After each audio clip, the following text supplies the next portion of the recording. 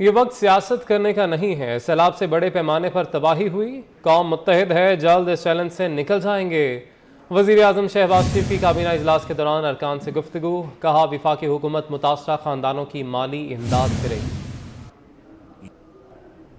और मैं यहाँ पर कोई सियासी बात नहीं करना चाहता। पूरी कौम इस वक्त बिल्कुल एक लड़ी में परोई हुई है और इंशाअल्लाह मैं समझता हूँ कि यही वो तरीका है, यही वो ज़रिया है जिससे कि हम इंशाअल्लाह हम इस बहुत बड़े चैलेंज से हम इंशाअल्लाह कामयाबी से हम गुजरेंगे।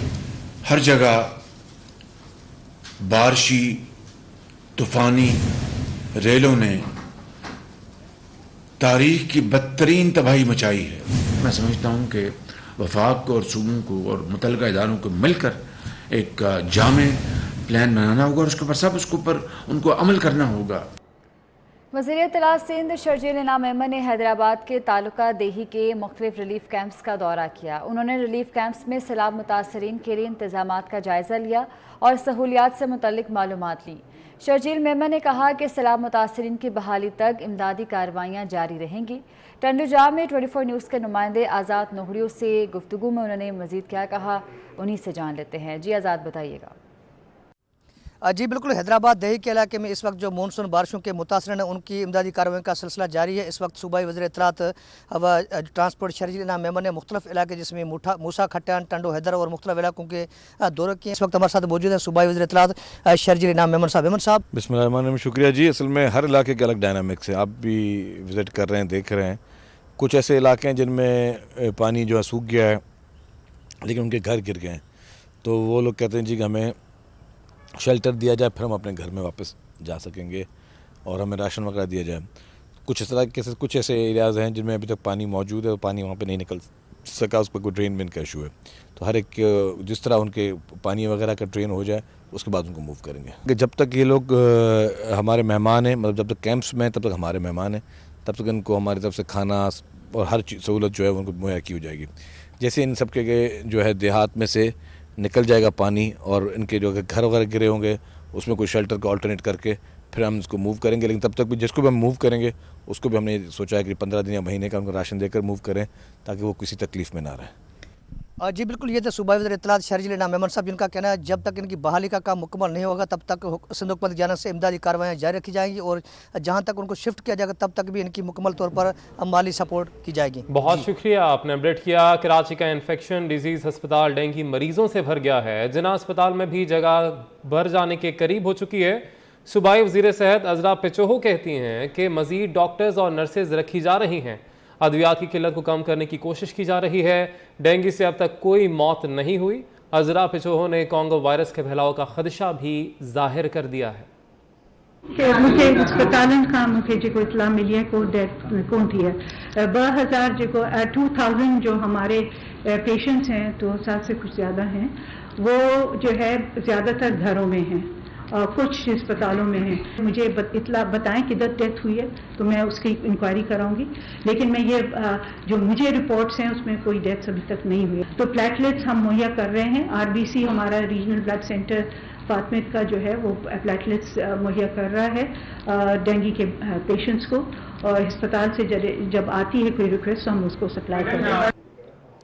Army chief general Qamar Javed Bajwa ने बलूचिस्तान में सैलाब मुतासरा इलाकों का दौरा किया। ISPR के मुताबिक आर्मी चीफ ज़िला जाफराबाद के इलाके औस्ता मोहम्मद गए।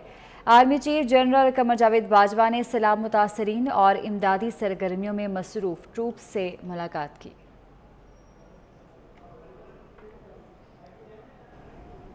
बराह रास्त लिए चलेंगे शेखुपुरा, जहाँ पर मुस्लिम लीग नून के रहनुमा मियां जावेद लतीफ़ वफाकी वजीर इस वक्त जलसे से खिताब कर रहे हैं।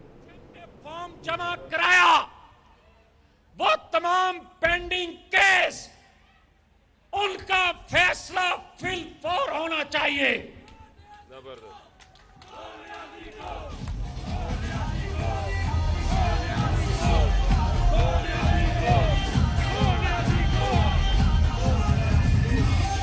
हम कहते हैं कि क्या इलेक्शन कमीशन के फैसले की तरह हम 8 साल तोशाखाना इसकी करप्शन के केसेस का इंतजार करेंगे और नवाज शरीफ को बेटे से तनख्वाह ना लेने पर 2 दिन में ताहियात नाअहल कर दोगे, ये अब नहीं होगा, ये अब नहीं होगा।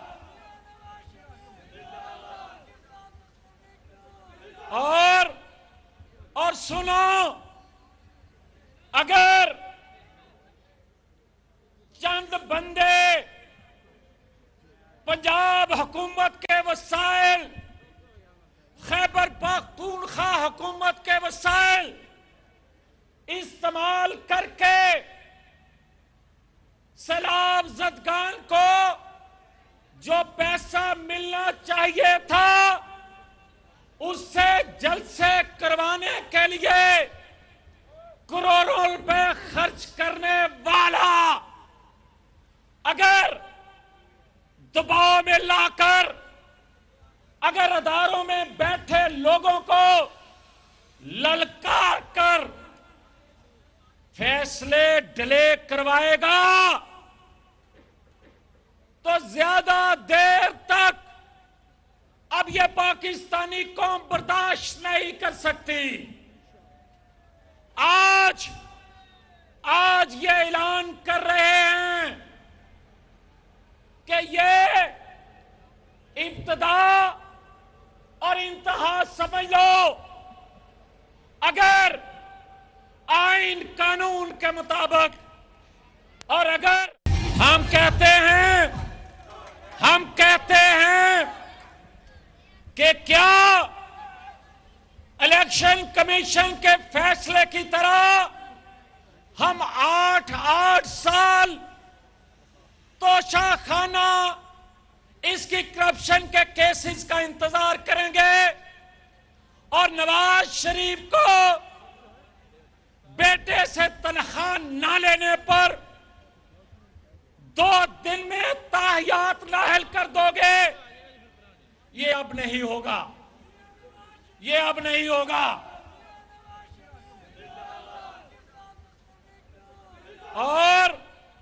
और सुनो, अगर चंद बंदे पंजाब हुकूमत के वसाइल, खैबर पख्तूनख्वा हुकूमत के वसाइल इस्तेमाल करके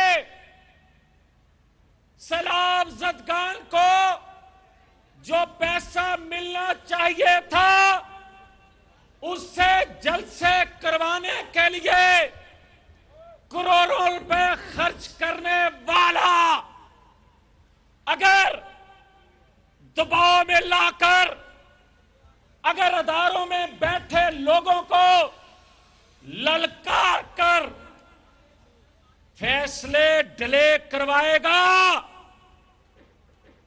तो ज्यादा देर तक अब यह पाकिस्तानी कौम बर्दाश्त नहीं कर सकती। आज ये ऐलान कर रहे हैं कि ये इब्तिदा और इंतहा समझ लो।